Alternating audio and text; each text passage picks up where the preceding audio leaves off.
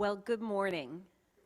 Good morning, everyone here in the building and everyone on Zoom. Good morning and welcome to the Sunday morning service here at the Unitarian Universalist Fellowship in Laguna Beach. We are so glad that you have joined us today for worship at UUFLB. My name is Pamela Floodman, and I will be serving as the worship associate this morning. That's a real privilege, and I'm so glad to be able to do it. And this service really is possible because of the work and the dedicated contributions of everyone in our community who work together to make things happen at UUFLB, between providing the audiovisual expertise and running our Zoom connection, our beautiful music, the folks who arrange the speakers, the folks who take care of this building, and really all of the details for what we do together as a community. So I want to say thank you to everyone. We gather together as a community of seekers to honor the interdependence of life and to respect the dignity of all, and also to honor the land we walk humbly upon.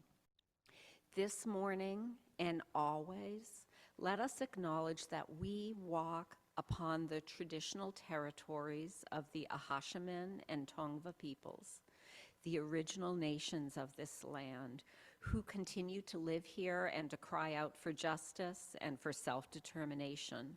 And we as a community are committed to respecting and enhancing the sovereignty of these and of all Indigenous peoples. We recognize that we are blessed with a space and an opportunity to live and to strive to live out our Unitarian Universalist principles, to bring justice, equity, and compassion into our daily lives, to resist all that threatens the earth and her people, and to live out our dream of a world community of peace, liberty, and justice for all. And this morning, as we read these words and as we think about all of the words that we speak within a service, I am reminded that the words we speak and the sentiments we share as a community make a difference. In a time when it seems that perhaps we're being told that there are restrictions on what we can say or what we can think, we recognize that our words and our actions matter and that we can make a difference by holding true to what we believe and by speaking our truths. So let these thoughts carry us forth as we journey and worship together. Today, we are so delighted to welcome back to UUFLB Reverend Rica Kaufel as our guest minister. And Reverend Rica is joining us today by Zoom from Germany. As we begin this new year with all of its challenges and yet also with all of its possibilities, today Reverend Rica is going to help us explore the importance of joy in times of sorrow. How can we find and cultivate joy when things seem otherwise bleak? And so those thoughts led Reverend Rica and I to choose our gathering video for this morning, Lovely Day by Bill Withers, and I could tell that the music was connecting with many of us here in the building. And you know, when I listened to the words of that music, especially I love the second verse. When the day that lies ahead of me seems impossible to face, when someone else instead of me always seems to know the way, then I look at you and the world's all right with me. And I think Bill Withers in that music was telling us something about even in times of sorrow, the ability to find the beauty and the ability to find joy, and that can help us make a difference. Each Sunday, anywhere there is a service held in a Unitarian Universalist congregation, a chalice is lit. And the flaming chalice is a symbol throughout the world of our faith. And so if you have joined us this morning by Zoom, I invite you to light a chalice within your home And if you're here within the building, you may also light a candle at any point during the service to recognize what you have brought with you today in your heart. So I will light the chalice for us.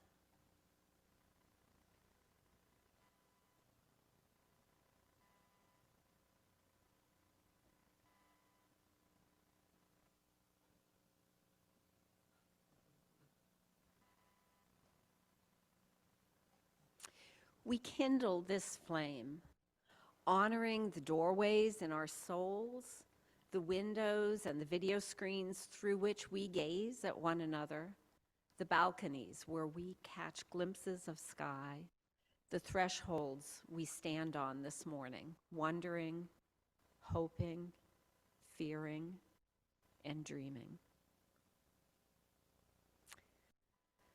At UUFLB, we are a welcoming congregation, and this means we are committed to each other, and we're committed to working together to make a difference, to build community, and to actively dismantle systemic racism and oppression in all of the forms in which it exists. So whoever you are, whomever you love, no matter your age, your gender, your ancestral or ethnic background, your life experiences, and really whatever it is that's brought you to be here with us this morning, we welcome you to our community of mutual caring and serious intent to grow together as spiritual and ethical beings, to speak out and make a difference, and to live out our values in the world. Dawn is going to bring up a slide for us now that will show you some of the upcoming services that are coming here at UUFLB. And we welcome you all to come to the coming services, to bring your friends or those you've just met who maybe are also looking for a place to share words of truth and an opportunity to make a difference. Next Sunday, February 16th, we are so fortunate that Don West Jr., who is our board president here at UUFLB, has told us that he wishes to speak again this coming Sunday. And Don, of course, has been a frequent speaker with us here at UUFLB, so we're really looking forward to seeing you, Don, next Sunday. And then the following Sunday, Yvette McDonald will be joining us for a service that's focused on faith and hope. March 2nd, Ross Quinn, a member who joins us sometimes from up in the high desert, will be coming and sharing with us his thoughts and words. And then March 9th, Cesar Cardonia, who many of you remember from having visited back in December, and also last summer. Caesar is an amazing storyteller with an important message to share, and Caesar will be coming to join us on March 9th. So I hope you're able to join us for all of these services. And I also want to make some additional announcements. One is that every week on Mondays at noon, there is a group that meets. That is the Zoom at Noon group, where really anyone who wants to join can join in community and share experiences and thoughts. And that is led by Paul Bogdan. So you're welcome to join the Zoom at Noon discussion group. Also this week, and it's not on the slide because I didn't prep the slides appropriately, but also this week on Monday evening, there is a board meeting, and the board meeting is also being held by Zoom, and the members of the board attend, but all of us are welcome to attend and join in and learn more and understand what the workings of the fellowship are and what the decisions are that are being made. And then, Dawn, if you can put the slide up again. I do want to say a thank you to everyone who worked together to provide a meal at the alternative sleeping location this past Thursday. So huge thanks to Bruce Johnson and John Mendonça who coordinated us so that we could put that meal together. Candy, Paul, Diane Strobel, Dara, and Bruce and John, and I provided the car service for Dara to get the food there. Worked together to help provide a warm meal for the folks who are staying at the alternative sleeping location on Thursday night. And this is something we gather to do every month, and we're grateful for everyone who works together to make that happen. And sorry, Don, if you could also go to the next slide. I just want to make one other announcement for folks. I think there's a second announcement slide where I added on there just a reminder about the Unitarian Universalist Service Committee, which is a national organization and part of the UUA, which is highly rated by Charity Navigator as a place where your donations, should people choose to join the UUSC or give through the UUSC, they focus on providing funding in areas of great need. And you can learn more about the UUSC if you wish by going to their website and learn more about the various work that they're doing. But I know many of us have in mind right now both the needs within our community here in Southern California and also the needs across the world. And UUSC is one place that Unitarians have an opportunity to participate and make a difference. Now we are going to take a moment to remind ourselves why we come together as a community. So I invite you to read the words of our unison affirmation together when and if it feels right for you. And for those of us who have joined us by Zoom, you may want to unmute your microphone, and then we'll be able to hear your voice join together with us here in the fellowship building. We'll be a little bit out of sync, but it's still incredibly powerful to put our voices together. There are 2 slides that contain the words of the unison affirmation. And again, when it feels right for you, please join me together in reading. May we be here for our highest aspirations and and inspired to bring our gifts of love and service to the altar of humanity.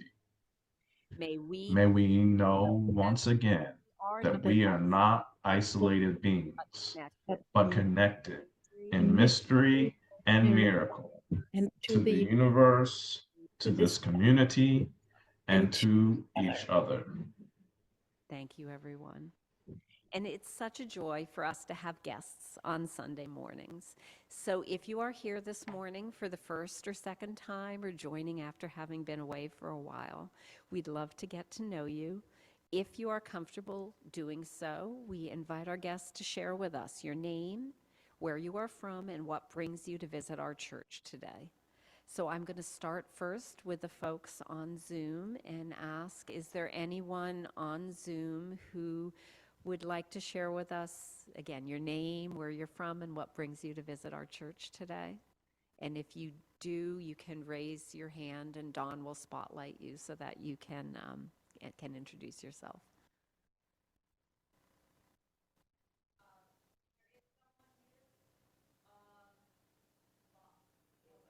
Is it in the chat?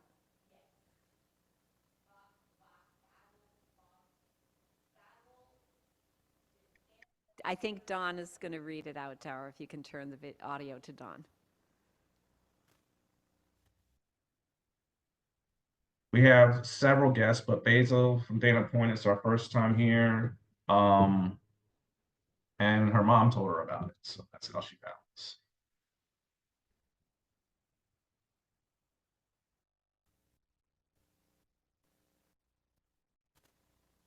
Welcome, welcome, and we're glad you're able to join us by Zoom this morning. Is there anyone in the building who'd like to share with us, again, their name, where they're from, and what brings you to visit our church today?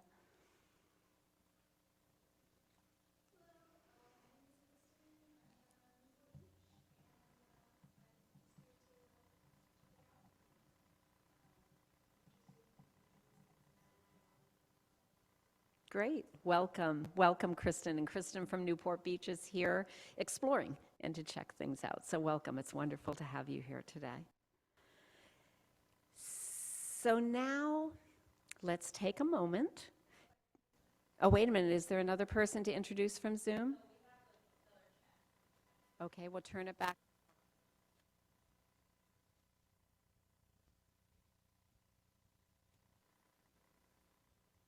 We also have Nikki and Matthew. They haven't been for a while, but they're back attending virtually and saying it's great to be back.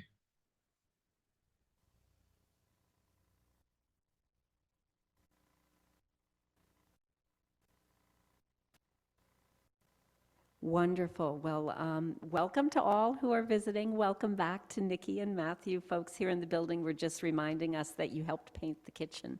And it's just delightful that you were able to join us by Zoom today. Now we'll take just a moment to turn to neighbors here in the building. Those who are on Zoom, I think, can turn to each other on Zoom to offer a quick greeting and personal welcome to old and to new friends.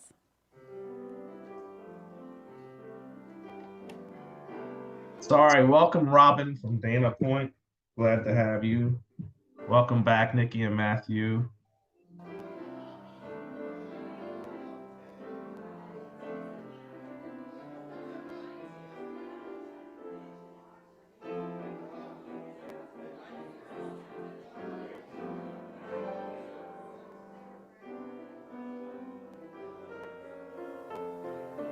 So sorry for your loss, Robin. I'm just reading your whole message. Oh, no, thank you, John. I appreciate the opportunity to be here. Thank you for the warm welcome. Welcome, welcome, welcome to everybody.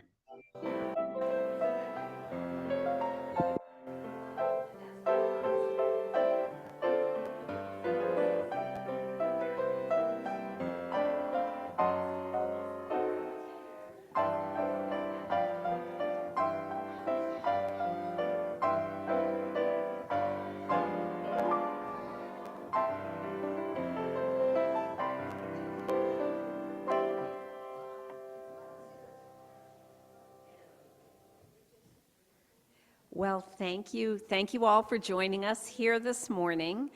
We hope everyone has a few minutes to stay and enjoy coffee and some conversation after the service. And if you're visiting, please let us know if you'd like to be added to our email mailing list. There is a mailing list in the back on the bench at the entry to the sanctuary, and you can put your email on that list, and then you'll get advance notice of each service and other events. So now it is my honor and my pleasure to introduce our guest minister this morning, Reverend Rica Kaufel. Originally born in Berlin, in Germany, Reverend Rica moved to the U.S. for college when she was 20. After graduation, she decided to stay, and so she worked in the field of education and applied linguistics. Then she decided to become a minister and did her internship at the Orange Coast Unitarian Universalist Church, was ordained 4 years ago, and worked as part-time minister at the UU Church in Anaheim, as well as guest preaching at many churches in Southern California, including here at UUFLB. And Rica says she has fond memories of her visits here with us. However, increasingly homesick during the pandemic, Rica wrote that she's decided to move back home to Berlin. So she moved back home a couple of years ago and has spent almost 2 years serving the German Unitarians, giving them some new impulses and working with them on church planting. And she's currently exploring new avenues to let her ministry shine in Germany, while still keeping close ties to Unitarian Universalism here in the U.S. And Rica told me that she's so happy to have been invited to come speak with us here at UUFLB today, and is happy to join us again at the future, which I think we will really look forward to. So Reverend Rica, thank you for being with us here at UUFLB this morning. Thank you so much for the warm welcome, and thank you everyone for having me this morning, even just seeing your sanctuary of on Zoom gives me such warm feelings and memories. And I remember being there with my daughter when she was little, and I just told her today, I'm preaching for Laguna Beach. And she's like, oh, that's the one where we went to have lunch afterwards. And I'm like, yeah, that's the one. So this makes me very nostalgic, but I'm so happy to be there. Having just talked about the sanctuary, but also this community that you have with everyone on Zoom, I invite you into this place, into this service, into this beloved community, bringing your whole self, the part that is tired and the part that is hopeful, the part that is seething with anger, the part that is raw and exposed, the part that is weighed down by grief, and the part that is beaming with joy, the part that is seeking truth, that is seeking something new, that is seeking possibility. Come into this place. Open your heart, lay down your burden, and join hands in community. Share a breath, share a smile, share some laughter, share hope, and share your joy. Because all of you, every part of you, is welcome here. So let us worship together.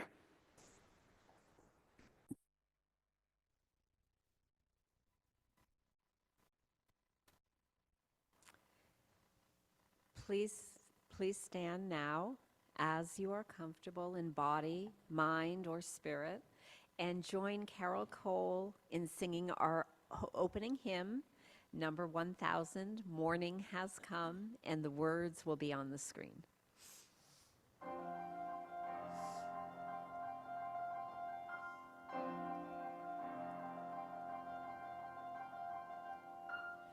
Morning has come, arise and greet the day. Dance with joy and sing a song of gladness. The light of hope he shines upon each face. May it bring faith to guide our journey home.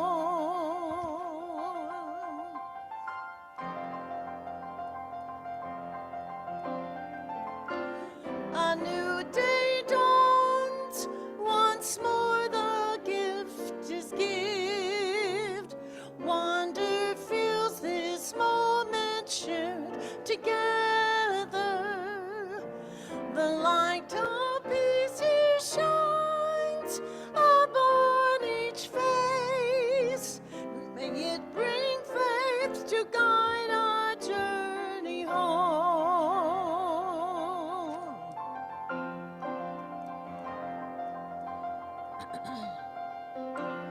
Open our eyes to see that we have bounds. Open hearts to welcome it among us. The light of love he shines upon each face. May it bring faith to guide our journey home.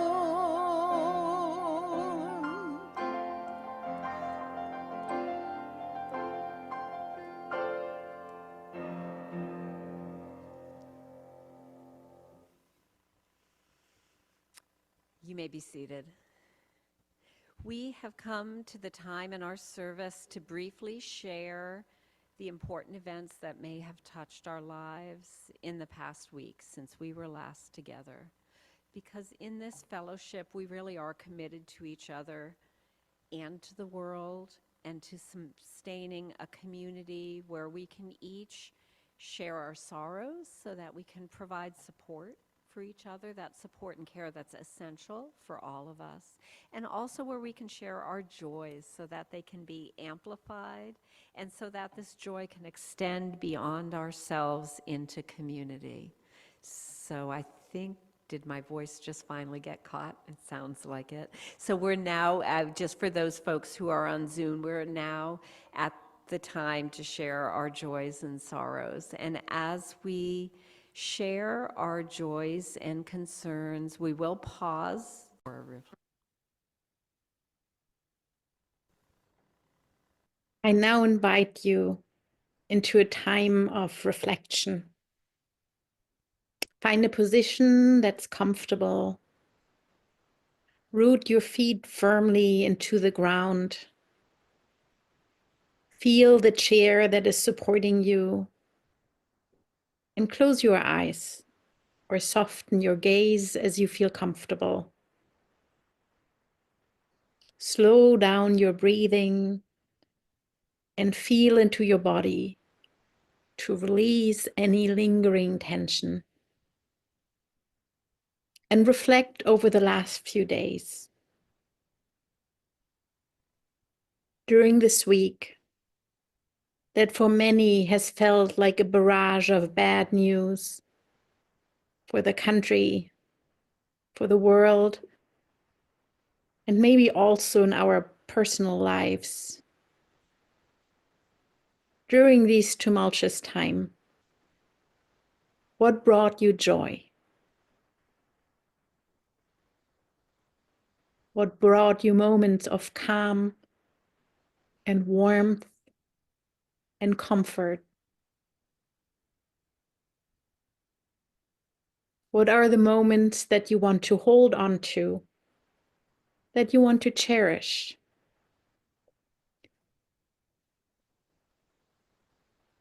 And even as you think of them, these moments that graced your days like a butterfly, like a gentle sea breeze, like the fragrant whiff of a blooming flower, you might still feel a sting of loss. And this part is of the intrinsic nature of joy. It is fleeting. The moment passes and we are left with just the memory. And so joy always carries with it a certain amount of nostalgia, of loss even.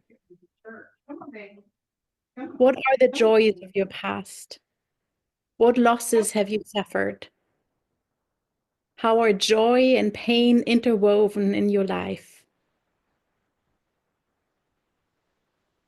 The poet Mark Nepo expresses this in his wonderful poem, Adrift, which I will read to you, and after which we will have a short moment of quiet reflection. Adrift.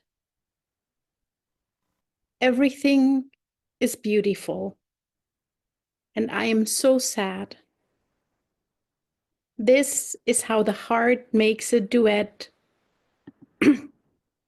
of wonder and grief. The light spraying through the lace of the fern is as delicate as the fibers of memory, forming a web around the knot in my throat. The breeze makes the birds move from branch to branch as this ache makes me look for those I've lost in the next room, in the next song, in the laugh of the next stranger. In the very center, under it all, what we have that no one can take away, and all that we have lost face each other. It is there that I'm adrift, feeling punctured by a holiness that exists inside everything. I am so sad, and everything is beautiful.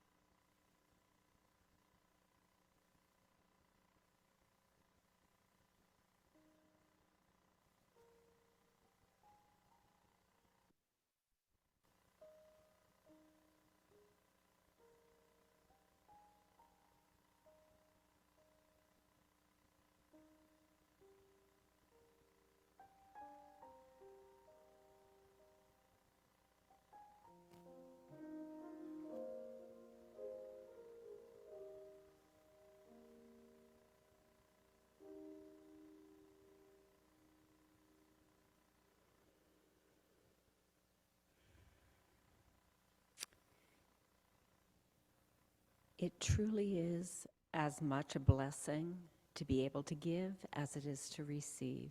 And in this community, in this self-governing, self-sustaining community, we recognize that it is our shared responsibility to do both and to do both well. So during this time of offering, we will be passing a basket.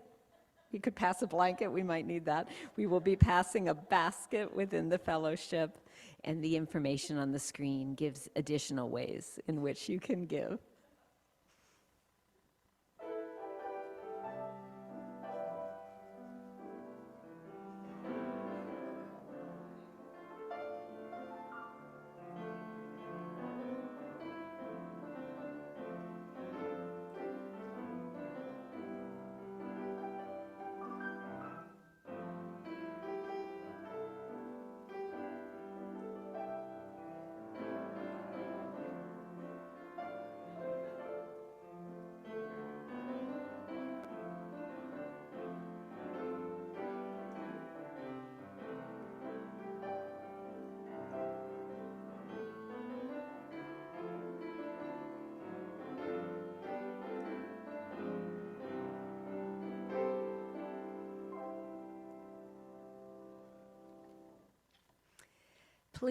Please now stand in body, mind, or spirit as you're comfortable, and join us in singing to each other these words of sincere gratitude.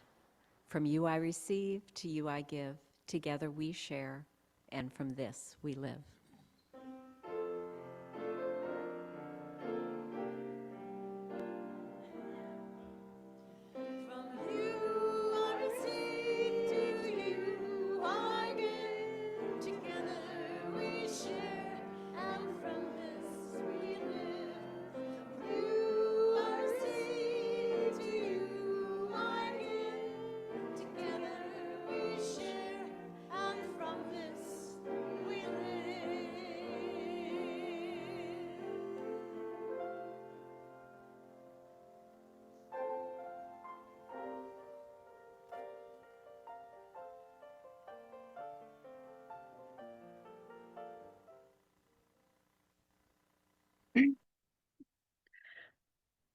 When I think of joy, of joyful moments in my life, a memory comes to my mind, a memory from about 10 years ago, when I was deeply and utterly heartbroken. Some of you may think, what does heartbreak have to do with joy? Isn't heartbreak the opposite of joy? Others might think heartbreak would have been a much more suitable topic for a worship service right now. Some of us, because we're tending our own broken hearts and wish to see our pain acknowledged, shared, so that we may carry this burden together. And many of us, because we feel so heartbroken for the world right now, for the wars that keep devastating many parts of this world, for men, women, children displaced, hurt, dead, grieving, for environmental destruction, human-made climate change, and the more and more natural disasters, the more and more frequent natural disasters that come with it and cause so much loss, so much pain, like the recent fires. We are heartbroken because of the news we see every day, news that fill us with fear and sorrow. We are heartbroken because it might feel like we have lost our country. The place we called home suddenly feels upside down, and we wonder, what happened? Can this be true? But how? What happened to goodwill, hope, and solidarity? There are many, many reasons why our hearts are breaking just at this moment. And yet we're supposed to talk about joy? Yes. Today, right now, we will talk about joy. Joy and the ways it might actually save the world. A tall order, I know, and yet something I deeply believe in. And maybe by the end of this worship service, you will too. We'll see. What exactly is joy? Is it just another word for happiness? In his book of joy, which he co-wrote with His Holiness the Dalai Lama, the Archbishop Desmond Tutu differentiates between joy and happiness, stating, joy is much bigger than happiness, and adding, while happiness is often seen as being dependent on external circumstances, joy is not. Joy is something that comes from within us, even though it can be triggered or incited by something around us. According to the Dictionary of Psychology, joy is a primary emotion that we are genetically predetermined to feel. And His Holiness the Dalai Lama declares that feeling joy is not just a goal in life, but it is actually our reason for being alive in the first place. So joy, experiencing joy, is a central aspect of our human experience.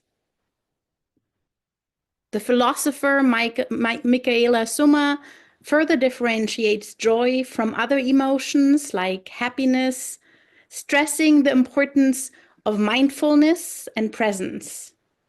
She says, joy is not only a direct emotional response to an event, but it is also tightly bound up to the present moment. Whereas happiness presupposes an evaluative stance concerning one period of one's life or one's life as a whole. This part gets at a really important aspect of joy. In order to be happy, we need to be more happy than unhappy, ideally for an extended period of time. Not so with joy. What makes joy so immensely precious and powerful is that we can feel joy even in times of deep unhappiness. We can feel a moment of joy even in the deepest sadness. When our heart is shattered into pieces and our best friend finally enters the room and envelops us in their arms. At the deathbed of a loved one who, for one last moment, opens his eyes, looks at us and smiles. At a funeral, when a memory is shared that suddenly brings a long-lost past into our present moment.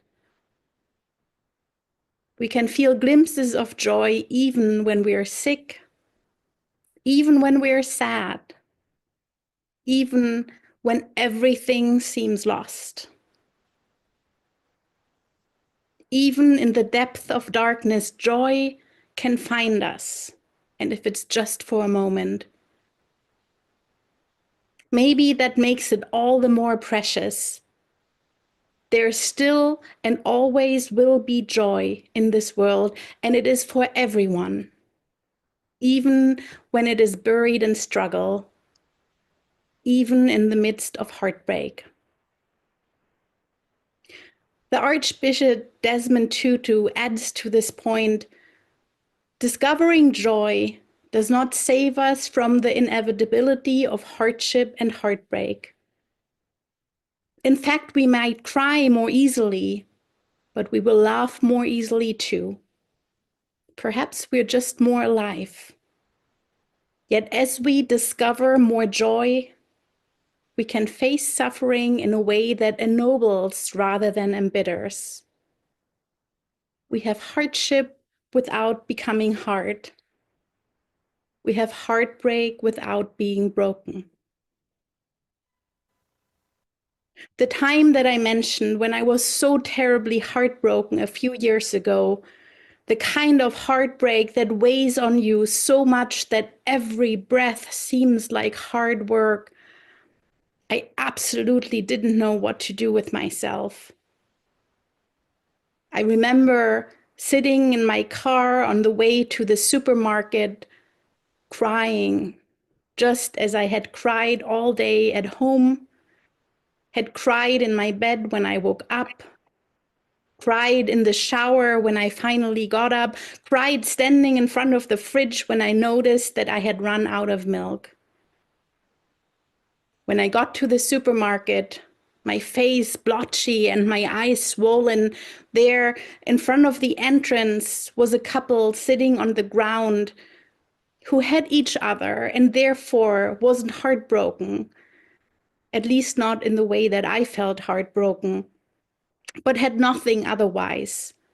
No place to live, no money, no food, who surely had their own heartbreak to deal with. And so I went into the supermarket and, still crying, but not quite as much anymore, I started throwing all kinds of stuff into my cart, delicious food that didn't require a kitchen to prepare, fresh fruit, chocolate milk, deodorant and fresh socks, even rose-scented hand cream. I spent almost $50, which at that time was an immensely huge amount of money for me. And I stuffed all these things into plastic bags, went outside and almost defiantly placed them at the couple's feet. And I saw surprise on their faces, and then joy.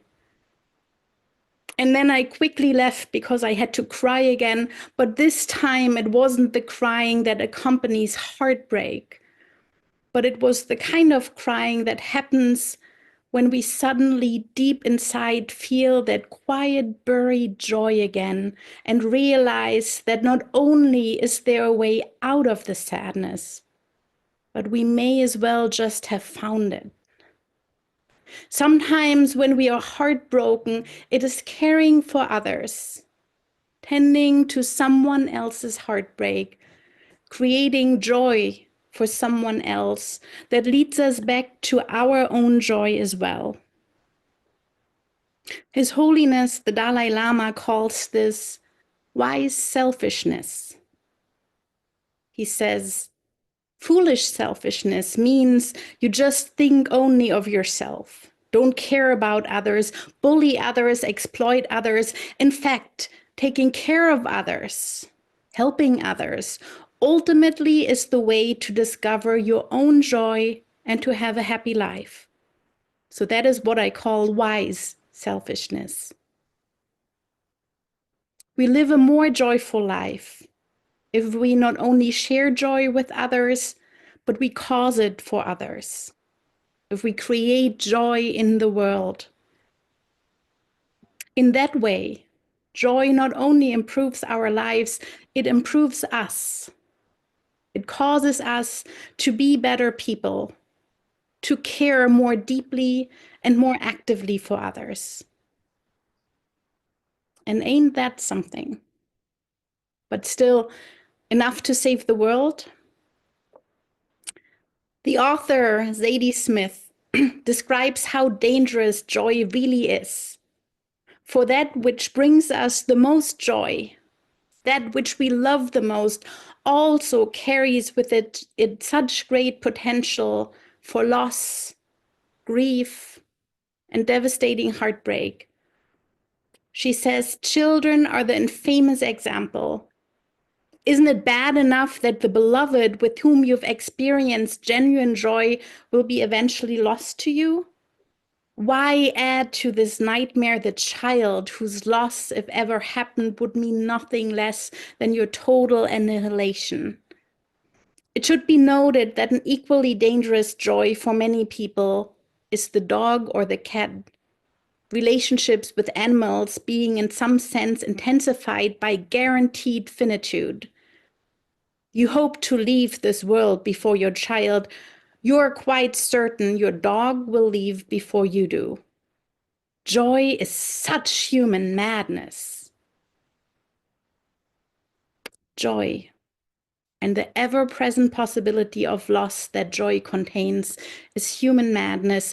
And yet the fear of loss does not stop us from continuing to fall in love, from continuing to have children, from continuing to keep and love dogs, cats, parakeets, and rabbits. It just makes us take really, really good care of them. How would we care for the world, for humanity, if we could love them just as much? If we enjoyed them just as much? Maybe we just have to be more joyful, to actively seek more joy in the world that surrounds us, to seek more joy in this country, and then also be so afraid of losing it, so afraid of the resulting heartbreak that we set out to save the world. And to be honest, many of us already fear loss, great loss. And many feel so very heartbroken right now by the state of this country and the state of the world. But often we lack the joy that shows us the way out. So to find the way out, we need to look for where the joy is. And then set out to protect all which brings us joy. And share the joy with others so they can join in. Be utterly and abundantly joyful together, because creating a sustainable and just world is a group project. We cannot do this alone. This is not about individual superheroes who single-handedly make a change. This is about interdependence, about connecting, about doing this together. And joy is really the most amazing form of interdependence. Joy wants to be shared. It thrives on being shared. We love sharing our joy, but we also love sharing in each other's joys. Maybe you've been in a situation where you were so happy, so full of joy that you had to hug the person right next to you, or you had to call someone on the phone to share your joy, and then the other person too experienced joy, maybe for exactly the same reason, or maybe because simply witnessing your joy caused them joy as well. Or think about the moments when one person started laughing and suddenly everyone joined in until the whole room was in stitches, wiping away tears and gasping for air together. Joy incites more joy. It pollinates. It grows when it is shared. In that way, joy is inherently interdependent. And joy turns us into the best version of ourselves. It makes us kinder and more patient, more generous. We can laugh at ourselves and forgive more easily. It makes us lean into interdependence more fully. In good times, but also times of struggle and hardship. Maybe especially in times of struggle and hardship, even during the most dire conflicts. In the Book of Joy, Bishop Desmond Tutu recounts a time when, shortly after the atrocious genocide happened in Rwanda, he had to give a speech to an audience made up of both Hutu and Tutsi in an effort to forge reconciliation, an almost impossible task. Tutu addressed what had happened, but he began the speech with a very gentle joke. A joke. And the audience laughed. Hutu and Tutsi together. And so a door was opened that made it possible to overcome hatred and begin the talks that could make the long road towards reconciliation possible. There's a difference between making light of a serious situation in order to avoid it, to avoid talking, and creating a shared moment of joy so that we feel a sense of connection and can then tackle it together, interdependently. Because the problems we are currently facing, we cannot solve alone. The poet Ross Gay writes, My hunch is that joy is an ember for or a precursor to wild and unpredictable and transgressive and unboundaried solidarity. And that solidarity might incite further joy, which might incite further solidarity, and on and on. My hunch is that joy emerging from our common sorrow might draw us together. It might depolarize us and de-atomize us enough that we consider what in common we love. And though attending to what we hate in common is too often all the rage, noticing what we love in common and studying that might help us. It's why I think of joy, which gets us to love, as being a practice of survival. Joy that drives us to preserve what we love so deeply. Joy that unites us and builds solidarity. Joy in which we take care of ourselves by taking care of others. Joy that improves our lives and thereby improves us. Joy that sometimes rests deep and quietly within us and shows us the way out of sorrow. And also joy that bubbles up from within us, that is contagious, that makes us laugh until we gasp and reminds us in our breathlessness that we all breathe the same air. This joy is a practice of survival. But I believe it is not just that. I believe it might also be what saves us. It might be what we need to save. Let me do that again. But I believe it is not just that. I believe it might also be what saves us. It might be what we need to save ourselves and each other and the world. May your lives be filled with joy, and blessed be.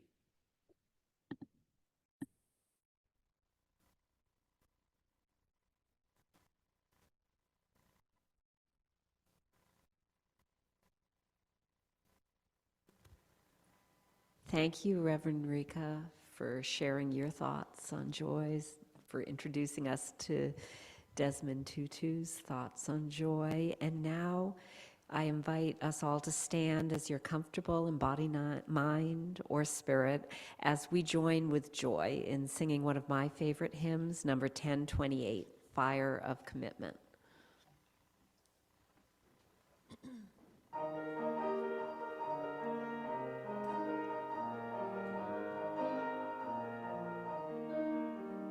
From the light of days remembered burns a beacon bright and clear, calling hands and hearts and spirits into faith set free from fear. When the fire of commitment sets our minds and soul ablaze, when our hunger and our passion meet to call us on our way, when we live with deep assurance of the flame that burns within, then our promise finds fulfillment.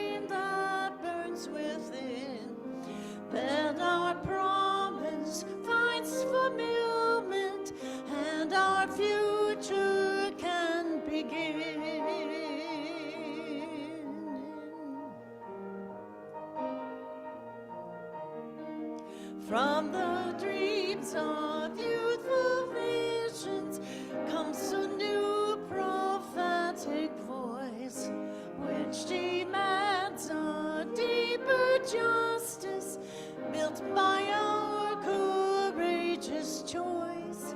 When the fire of commitment sets our mind and soul ablaze, when our hunger and our passion meet to call us on our way, when the fire of assurance and the flame that burns within, then our promise finds fulfillment and our future can begin.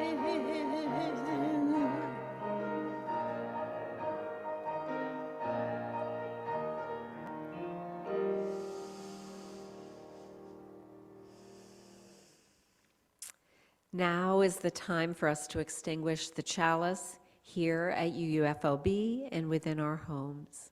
We extinguish the flame, but not the light of truth, the warmth of community, or the fire of commitment. These we carry in our hearts until we are together again.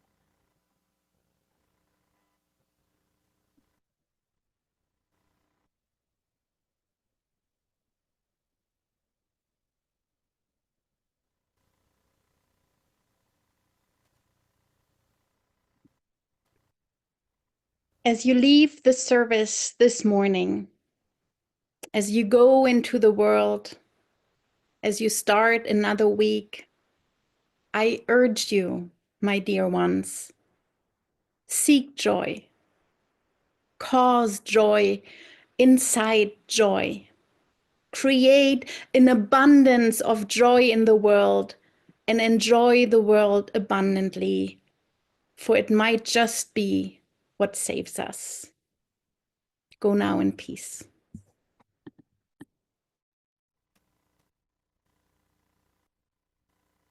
And we'll sing Let There Be Peace on Earth.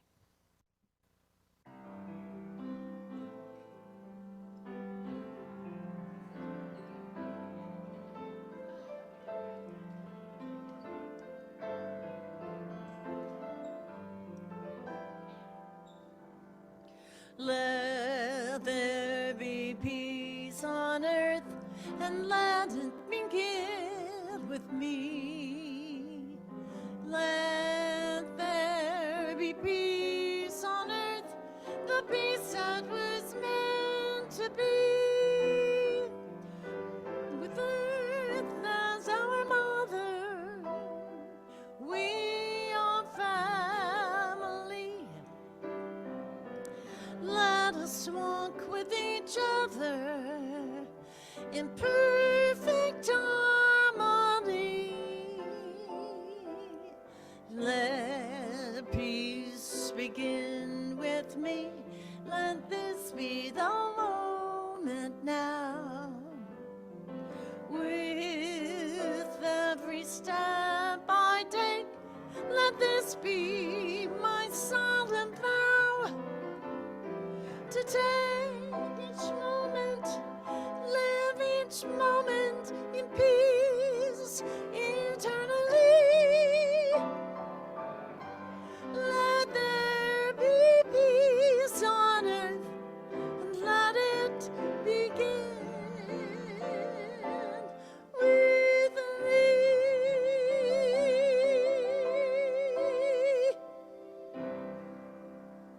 Have a lovely day.